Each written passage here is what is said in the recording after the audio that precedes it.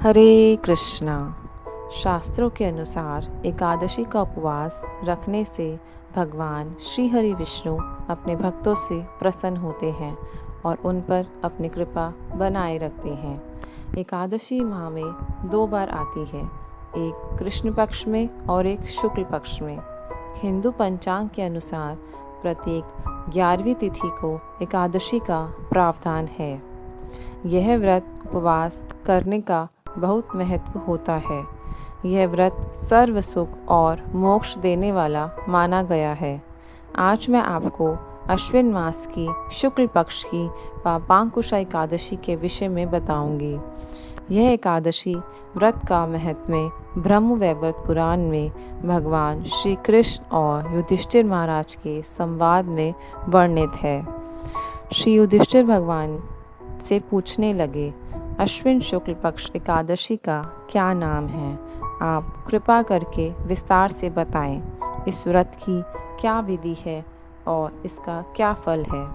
भगवान श्री कृष्ण कहने लगे कि हे युधिष्ठिर, सभी पापों का नाश करने वाली इस एकादशी का नाम पापांकुशा एकादशी है और यह समस्त पापों का नाश करने वाली है। इस दिन मनुष्य को विधि पूर्वक भगवान पद्मनाभ की पूजा करनी चाहिए। यह एकादशी मनुष्य को मनवांछित फल देकर स्वर्ग को प्राप्त कराने वाली है। मनुष्य को बहुत दिनों तक तपस्या करने से जो फल प्राप्त होता है, वही फल इस एकादशी से प्राप्त होता है। मोहवश जो अनेक पाप करते हैं परंतु श्री कृष्ण श्री हरि को नमस्कार करते हैं, वह नरक में नहीं जाते। विष्णु के नाम के कीर्तन मात्र से संसार के सभी तीर्थों के पुण्य का फल मिल जाता है। जो मनुष्य सारंग धनुष को धारण करने वाले भगवान श्री विष्णु की शरण में जाते हैं, उन्हें कभी यम की यातनाएं नहीं भोगनी पड़ती। वह यमराज के दंड से छूट जाते हैं। जो मनुष्य वैष्णव होकर शिव की और शैव होकर वैष्णवों की निंदा करते हैं, वह अवश्य नरकवासी होते हैं। सहस्त्रों वाजपेय और अश्वमेघ यज्ञों से जो भी फल प्राप्त होता है, वह इस एकादशी के व्रत के 16वें भाग के बराबर भी नहीं होता। संसार में एकादशी के बराबर कोई पुण्य नहीं है। इसके बराबर पवित्र तीनों लोकों में कुछ भी नहीं है। इस एकादशी के व्रत के बराबर कोई अन्य व्रत नहीं है। जब तक उस एकादशी का व्रत नहीं करते, तब तक ही मनुष्य के देह में पाप वास कर सकते हैं। यह एकादशी स्वर्ग, मोक्ष, आरोग्यता, सुंदर स्त्री तथा अन्न और धन देने वाली है। एकादशी के व्रत के बराबर गंगा, गया, काशी, कुरुक्षेत्र और पुष्कर भी पुण्यवान नहीं हैं। हरिवासर करने से सहज ही मनुष्य विष्णु पद को प्राप्त कर सकता है। हे राजेंद्र, इस व्रत के करने से 10 पीढ़ी मातृ पक्ष की, 10 पीढ़ी पितृ पक्ष की, 10 पीढ़ी स्त्री पक्ष की और 10 पीढ़ी मित्र पक्ष की उद्धार कर देती है।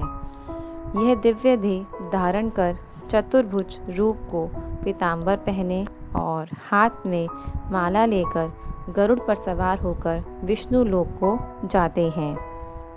बाल्यावस्था, युवावस्था और वृद्धावस्था में इस व्रत को करने से पापी मनुष्य भी दुर्गति को प्राप्त ना होकर सद्गति को प्राप्त होता है।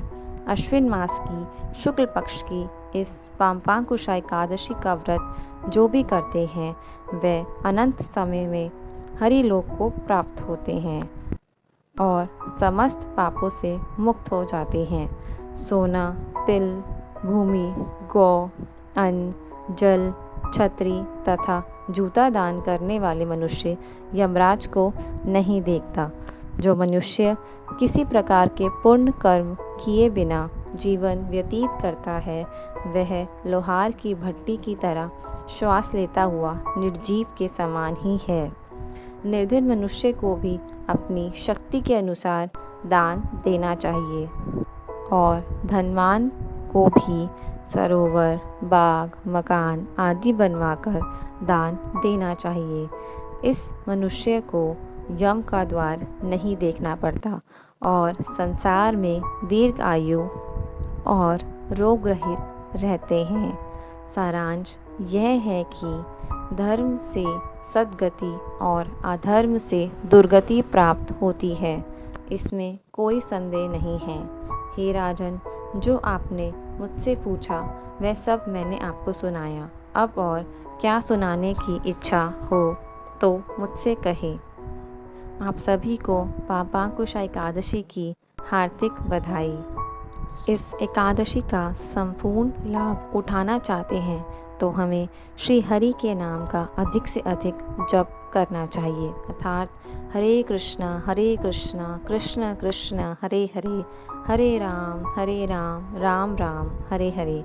हरे कृष्ण महामंत्र का अधिक से अधिक जप करें, हरि कथा का श्रवण करें, शास्त्रों का अध्ययन करें। हरे कृष्णा।